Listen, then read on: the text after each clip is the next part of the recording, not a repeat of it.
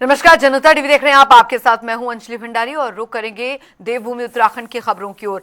बड़ी खबर, बड़ी जानकारी इस बीच आ रही है, वो आपको बता दें। सीएम धामी का आज का कार्यक्रम मुख्यमंत्री पुष्कर सिंह धामी का सीएम पुष्कर सिंह धामी का हल्द्वानी दौरे पर आज मुख्यमंत्री रहेंगे। विभिन्न हल्द्वानी पहुंच चुके हैं, अभी अपडेट आ रही है। फिलहाल मुख्यमंत्री पहुंच चुके हैं हल्द्वानी। इस वक्त की बड़ी खबर, सीएम पुष्कर सिंह धामी हल्द्वानी पहुंच चुके हैं। विभिन्न विकास योजनाओं का लोकार्पण और शिलान्यास यहां पर करेंगे। बता दें आपको, विरुद्ध राष्ट्रीय एचपीवी टीकाकरण अभियान का शुभारंभ करेंगे मुख्यमंत्री।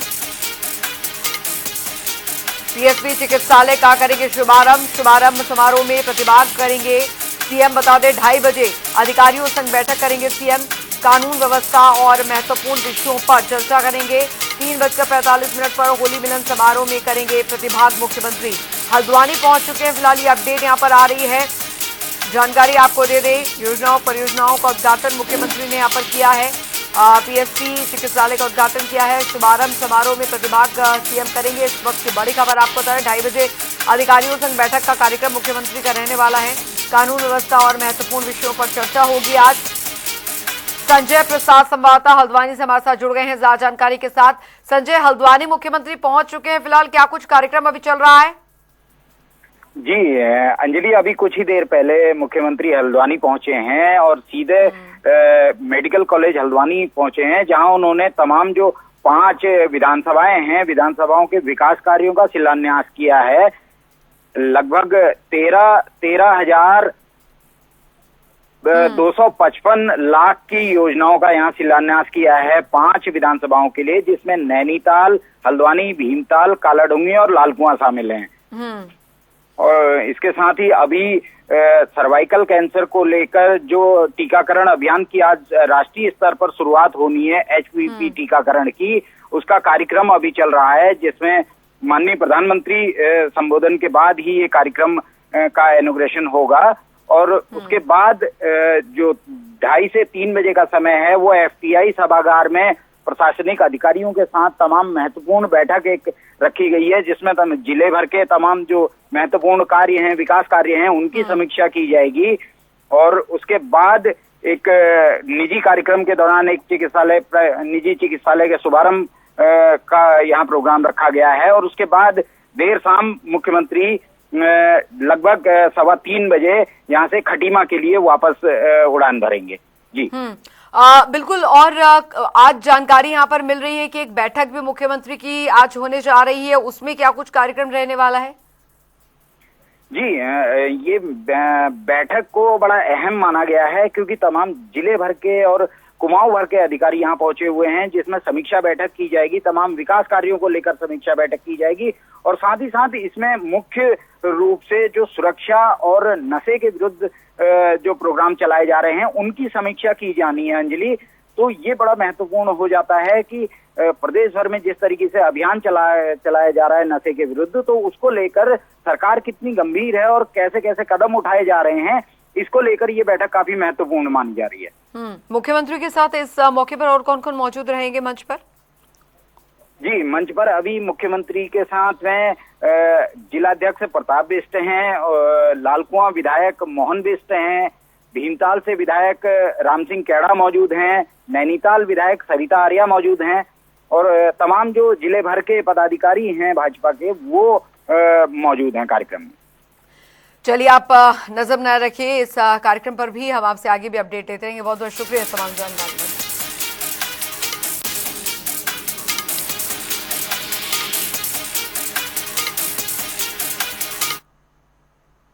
उधर आपको बता दें, खटीमा के रामलीला मैदान स्थित सनातन धर्मशाला में आयोजित भव्य होली मिलन समारोह में उत्तराखंड के मुख्यमंत्री पुष्कर सिंह धामी शामिल हुए। आपको बता दें कि खटीमा में मुख्यमंत्री ने कुमाऊनी शास्त्रीय और थारू होली गायन में भाग लेकर लोगों के साथ उत्सव की खुशियां साझा की और इस मौके पर उन्होंने कहा कि होली सामाजिक एकता, सद्भाव और भाईचारे का प्रतीक है। खटीमा को अपना घर बताते हुए मुख्यमंत्री ने प्रदेशवासियों को सुख, शांति और समृद्धि से परिपूर्ण होली की शुभकामनाएं दी।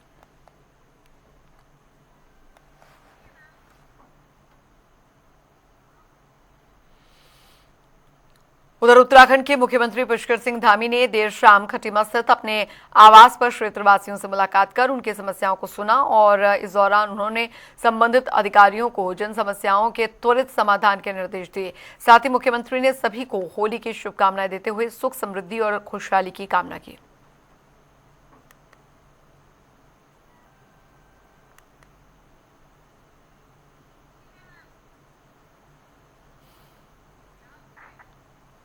वहीं आपको बता दें, जनपद हरिद्वार पहुंचे आवास सचिव आर राजेश कुमार ने दरअसल प्रस्तावित मेट्रो पीआरटी यानी कि पॉट टैक्सी परियोजना का स्थलीय निरीक्षण किया और साथ ही पुष्कर सिंह धामी के निर्देश पर उन्होंने अधिकारियों को परियोजना जल्द शुरू करने के सख्त आदेश दिए।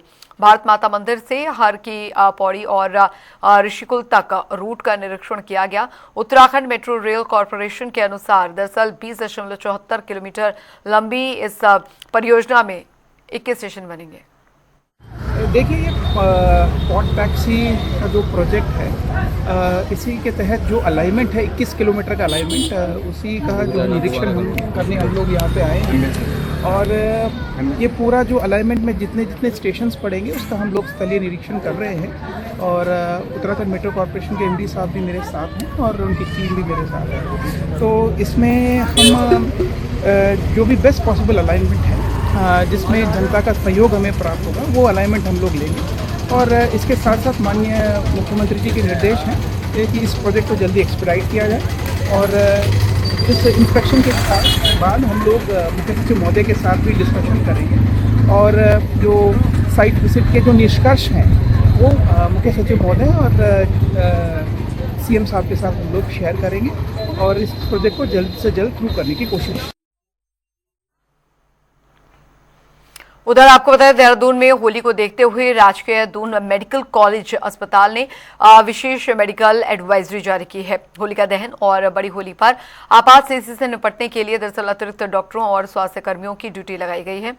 रंगों से एलर्जी और आंखों में केमिकल चोट और फ्रैक्चर और साथ ही फूड पॉइजनिंग के मामलों को देखते हुए अस्पताल 24 घंटे अलर्ट मोड पर रहेगा और medical superintendent doctor Ravindra Singh Bisht ने केमिकल युक्त रंगों से बचने और समस्या होने पर तुरंत अस्पताल पहुंचने की अपील की है। देखिए, होली का एक हमारा मेजर त्यौहार होता है।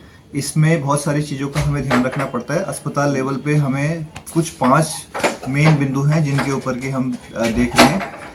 रंगों के कारण आंखों में दिक्कत हो सकती है। अगर आंख में रंग जाता है तो उसका प्रिकॉशन रखने के लिए हमने एडवाइजरी दे रहे हैं। कान में, नाक में रंग जाने का खतरा रहता है। कान में पानी जाने की वजह से कान पकने का खतरा रहता है। अगर हम सिंथेटिक कलर यूज़ कर रहे हैं तो उसकी वजह से स्किन रिएक्शन होने के चांसेस काफ़ी बढ़ जाते हैं। अमूमन देखा गया है कि इस ड्यूरेशन में रोड ट्रैफिक एक्सीडेंट भी बढ़ जाते हैं, तो ऑर्थोपेडिक डिपार्टमेंट को भी हमने अलर्ट पे रखा है।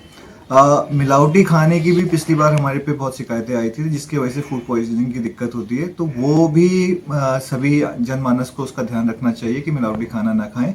और इन 5 बिंदुओं को देखते हुए हम तैयारी कर रहे हैं और एक्स्ट्रा ड्यूटीज़ हमने अपने डॉक्टर्स की, स्टाफ की छोटी होली और बड़ी होली के दिन के लिए लगाई हुई है। और हम सभी को एक संदेश देना चाहेंगे कि अच्छे से आप त्यौहार मनाएं, सब सुखी रहें और स्वस्थ रहें। उधर उत्तराखंड के हरिद्वार जनपद में होली और ईद को शांतिपूर्ण ढंग से मनाने के लिए दरअसल बहादुराबाद थाना परिसर में शांति समिति की बैठक हुई। बैठक की अध्यक्षता संजय चौहान ने की। उन्होंने आपसी भाईचारे से पर्व मनाने की अपील करते हुए कहा कि हुड़दंग या फिर अफवाह फैलाने वालों पर सख्त कार्रवाई होगी और साथ ही पर्वों के दौरान पर्याप्त पुलिस बल तैनात रहेगा और संवेदनशील क्षेत्रों में विशेष निगरानी रखी जाएगी। हाँ, देखिए, मैंने अभी शाम को जो हमारा थाना बहादुराबाद है, इसकी हमारी चौकी कस्बा बाजार मेन बाजार में है, यहाँ पे सांप्रदायिक सद्भाव बनाने के लिए मीटिंग हमने रखी थी।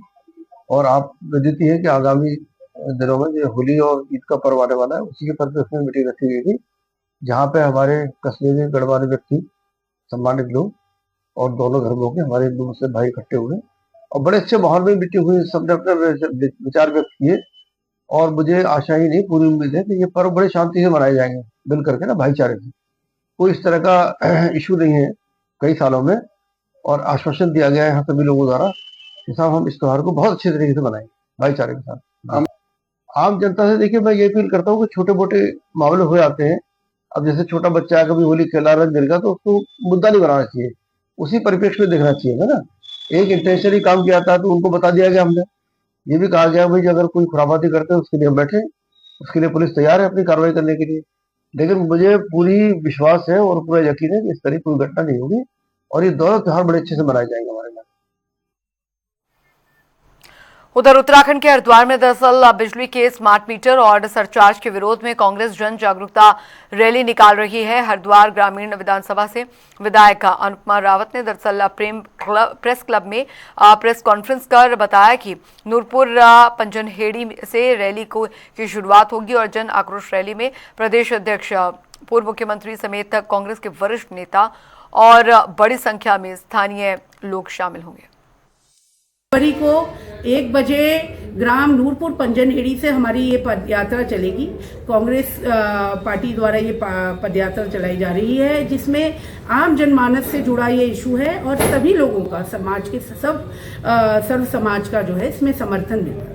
और इसमें हमारे प्रदेश के कांग्रेस पार्टी के प्रदेश अध्यक्ष माननीय गणेश गोडियाल जी, हमारे पूर्व मुख्यमंत्री श्री हरीश रावत जी, हमारे माननीय नेता प्रतिपक्ष श्री यशपाल आर्य जी, हमारे बहुत ही सीनियर विधायक हमारे नेता श्री प्रीतम सिंह जी।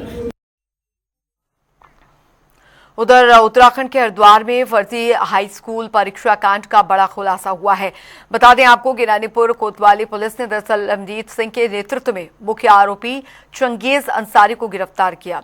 आरोपी ने खुद को स्कूल का प्रिंसिपल बताकर ट्यूशन के नाम पर पैसे लिए और फर्जी एडमिट कार्ड बनवाए। छात्र की जगह दूसरी लड़की से परीक्षा दिलाने का मामला सामने आया है। पुलिस आरोपी से पूछताछ कर रही है। उधर आपको बता दें कि उत्तराखंड की राजधानी देहरादून में 3 दिवसीय वसंतोत्सव 2026 की भव्य शुरुआत हो गई है और लोक भवन परिसर रंग बिरंगे फूलों और पारंपरिक सजावट और पहाड़ी संस्कृति से सज गया है। आपको बता दें कि इस उत्सव के मौके पर उद्देश्य राज्य की समृद्ध संस्कृति और विरासत को प्रदर्शित करना है। खास आकर्षण रहा पहाड़ों के जंगलों में खिलने वाला पीला फ्यूली फूल, जो कि दर्शकों का ध्यान खींच रहा है। उत्तराखंड की राजधानी देहरादून में 3 दिनों के वसंतोत्सव 2026 की भव्य शुरुआत हो गई है। पहले ही दिन लोक भवन परिसर रंग बिरंगे फूलों, पारंपरिक सजावट और पहाड़ी संस्कृति की छटा से सराबोर नजर आया। इस कार्यक्रम का मकसद पहाड़ी राज्य की समृद्ध संस्कृति और विरासत का जश्न मनाना है। वसंतोत्सव 2026 में फूलों की अलग अलग प्रजातियों के साथ साथ प्रदेश के स्थानीय उत्पादों की आकर्षक झलक देखने को मिल रही है। खास आकर्षण रहा पहाड़ों के जंगलों में खिलने वाला पीले रंग का मनमोहक फ्यूली फूल, जिसने लोगों का ध्यान अपनी ओर खींचा। ये तभी फूलता है, ये बसंत का उद्घोष करता है, जब प्रकृति नए रंगों से भरती है, नई ऊर्जा लोगों को देती है और सस्ती संवरती है। तो ये फ्योली उस समय खिलती है और लोगों को बताती है कि अब बसंत आने वाला है। तो ये फ्योली एक पहाड़ का पुष्प है। तो ये फूल, ये फ्योली खाली फूल नहीं है, ये पहाड़ की उम्मीद है, पहाड़ों का लगाव है, इससे पहाड़ों का स्नेह है। पहाड़ों के त्योहारों में, पहाड़ों के गीतों में, रंगों में, संस्कृति में घुला और मिला हुआ फूल है। और ये मेरा एक छोटा सा प्रयास है कि यह हमारे पहाड़ के फूलों को आजकल लोग गानों में सुनते हैं, कहानियों में सुनते हैं, तो इस फूल को आने वाली पीढ़ी तक पहुंचाया जाए, उनको दिखाया जाए कि फ्योली इस प्रकार की होती है। इसके साथ ही वसंतोत्सव 2026 में सुगंधित पौधों और जड़ी बूटियों से तैयार प्राकृतिक तेल, इत्र और हर्बल उत्पादों की झलक भी देखने को मिल रही है। ये इलाके के उत्पादों की मजबूत बाजार संभावनाओं को उजागर कर रहे हैं। ये डमस्क रोज है, ये भी थोरनी पौधा है, इसमें काफी कांटे होते हैं, तो इसका लगभग 12-13 लाख रुपए केजी ऑयल है। ये हायर एल्टीट्यूड में हम प्रमोट कर रहे हैं। और जो बिल्कुल वेस्टलैंड है उसमें तिमूर आपने देखा ही है, ये उसमें प्रमोट कर रहे हैं। नैनीताल चंपावत में ये सिनामन प्रमोट कर रहे हैं। और पौड़ी हरिद्वार में जो राजा जी के आसपास वाला एरिया है, वहाँ लेमन ग्रास है। उधम सिंह नगर में मिंट, गेहूं के साथ इंटरक्रॉपिंग में ये लगभग 4000, 5000, 6000 हेक्टेयर की वैली बनेगी बड़े एरिया में। तो उसमें फिर प्रोसेसिंग यूनिट भी रहेंगी और उसको हम सपोर्ट प्राइस भी देना चाहते हैं। फूलों के अलावा कार्यक्रम में लोहा घाट के लोहे के हस्तशिल्प और दूसरी उपयोगी सामग्री में कारीगरों का हुनर दिखा। वहीं पारंपरिक पहाड़ी व्यंजनों ने बड़ी संख्या में पहुंचे लोगों को अपनी ओर खींचा। पहले पारंपरिक तरीके से कढ़ाई तवा ये चीज चलती थी, अब हमने इसमें इंडक्शन कढ़ाई, डोसा तवा, फ्राई पैन, तड़का पैन, अन्य चीजें भी हमने बनाना शुरू कर दिया है, क्योंकि हमने इस शिल्प के साथ जो है आधुनिकता का भी समावेश इसके साथ हो गया है। हमारा मेन मोटिव ये है कि हम अपने पहाड़ के कल्चर को हम प्रमोट करें, क्योंकि लोगों को जब तक अपने खान पान के बारे में पता नहीं रहेगा, चाइनीज चीजें तो अलग हैं, जो हमारी थाली है मेन, कि लोगों को पता लगे कि हमारे उत्तराखंड के व्यंजन है क्या, तो उसके साथ साथ ही हमने चाइनीज में मतलब मिलेट्स को भी लाए हैं कि उन्हें हेल्दी चीजें मिले और पहाड़ का टच बना रहे। वसंतोत्सव 2026 में फूलों के शौकीनों से लेकर परिवारों, बच्चों और खाने पीने और कला के शौकीनों का जमावड़ा दिख रहा है। ये इलाके की संस्कृति की शानदार झलक पेश कर रहा है। लोगों ने कार्यक्रम के बेहतरीन आयोजन की तारीफ की। उनके मुताबिक यहाँ आम लोगों के साथ साथ दिव्यांगों की सुविधाओं का भी खास ख्याल रखा गया है। तो फूलों के प्रति मेरी मम्मी का बहुत जुड़ाव है और उन्हीं की वजह से मुझे भी फूल लेना बहुत पसंद है, तो इसलिए मैं कुछ फूल लेने आई थी। बट काफ़ी कुछ यहाँ पे देखने को मिल रहा है, हैंडीक्राफ्ट है, जो आपका ग्राम उद्योग है वो सब है, ये सब चीज़ों को बढ़ावा दिया जा रहा है, देख के अच्छा लग रहा है।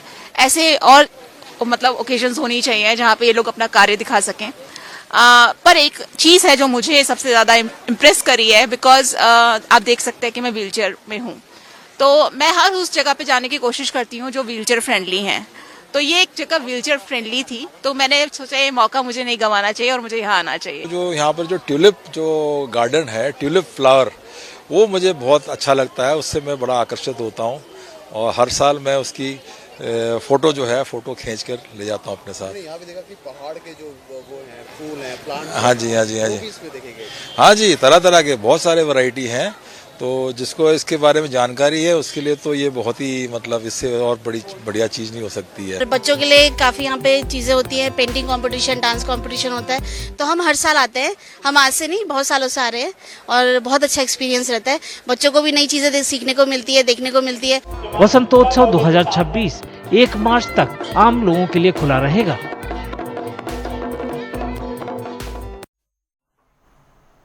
चलिए खबरों में आगे बढ़ेंगे। उधर आपको बता दें कि धनेश यानी कि हॉर्नबिल अपनी बड़ी घुमावदार चोंच के लिए पहचानने वाला बेहद विलक्षण जंगली पक्षी है और ये पक्षी घोंसला बनाने और अपने अस्तित्व के लिए घने जंगलों पर निर्भर रहता है।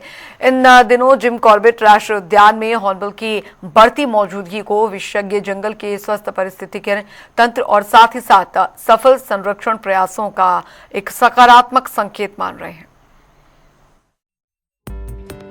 ये है धनेश यानी हॉर्नबिल, जंगली पक्षियों में से सबसे विलक्षण पक्षी जो अपनी बड़ी घुमावदार चोंच के लिए जाना जाता है। हॉर्नबिल घोंसला बनाने और जीवित रहने के लिए घने जंगलों पर निर्भर करते हैं। इन दिनों जिम कॉर्बेट राष्ट्रीय उद्यान में इन पक्षियों को ज्यादा देखा जा रहा है और जानकार इसे जंगल के स्वस्थ और सफल संरक्षण का साफ संकेत मानते हैं। पूरा जो क्षेत्र है ये हॉर्नबिल के लिए बहुत जाना जा रहा है। 3 तरह की स्पीसीज हमारे पूरे उत्तराखंड में हॉर्नबिल की पाई जाती है, जिसमें कि ग्रे हॉर्नबिल बहुत कॉमन है, उसके बाद पाइड हॉर्नबिल कम रहती है और जो ग्रेट हॉर्नबिल है वो बहुत कम है और बहुत रेयर दिखाई देती है। हॉर्नबिल के साथ जो सबसे महत्वपूर्ण चीज ये है कि वो ऐसे क्षेत्र में पाई जाती हैं जहां पर बहुत बड़े वृक्ष होते हैं, पुराने और बड़े वृक्ष। तो अगर किसी क्षेत्र में पाई जा रही है, जैसे कॉर्बेट में बहुत अच्छी पाई जाती है, तो ये भी इंडिकेट करता है कि हमारे यहाँ जो वृक्ष जो है, जो पुराने और बड़े वृक्ष हैं, उनका बहुत अच्छा संरक्षण ये हो रहा है। कॉर्बेट में बहुत अच्छी उपस्थिति है और खासतौर से ये एक सर्वाहारी पक्षी की श्रेणी में भी आते हैं, लेकिन इनका जो मुख्य भोजन है वो फल है, जिसमें कि खासतौर से बरगद के या फिर और जो फाइकस की स्पीसीज होती हैं। तो जब ये इनका भोजन करती हैं तो कहीं ना कहीं जो इन पौधों के पुनरुत्पादन में इनका बहुत महत्वपूर्ण रोल होता है, तो इसलिए बहुत जरूरी पक्षी है। भारत में पक्षियों की करीब 1300 प्रजातियां पाई जाती हैं। इनमें से लगभग 600 प्रजातियों को कॉर्बेट और उसके आसपास के क्षेत्रों में देखा जा सकता है, जो इस इलाके की असाधारण जैव विविधता को दर्शाता है। इनमें से हॉर्नबिल पक्षी प्रेमियों के लिए एक प्रमुख आकर्षण बना हुआ है। देवभूमि उत्तराखंड की खबरों में अभी के लिए फिलहाल इतना ही। रुक रहे एक छोटे से ब्रेक के लिए।